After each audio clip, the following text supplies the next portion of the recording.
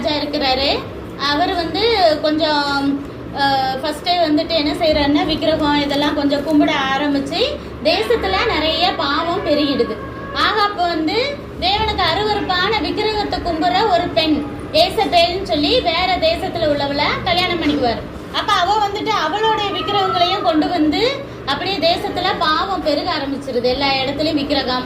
அவ என்ன செய்வா, அவளுக்கு கீழே நிறைய தீர்க்கதரிசிகள் அவளை சேர்ந்தவங்க இருப்பாங்களா அவ ஊர்ல, அந்த தீர்க்கதரிசிகள் எல்லாம் கூட்டிட்டு வந்து இந்த நாட்டுல வச்சு நிறைய இடங்கள்ல இந்த கோயிலாம் அவங்க கட்டுறது விக்கிரகமா கட்டுறதுன்னு சொல்லி பாவம் வந்து நிறைய பெருக ஆரம்பிச்சிச்சு. அப்ப தேவனுக்கு கோபம் வந்து என்ன சொல்றாரு, எலியாங்கிற ஒரு தீர்க்கதரிசிய ஆகாப்புங்கிற ஒரு ராஜா கிட்ட அனுப்பி வைக்கிறாரு. எதுக்குன்னா, நீ வந்துட்டு மழை பெய்யாதுன்னு சொல்லு.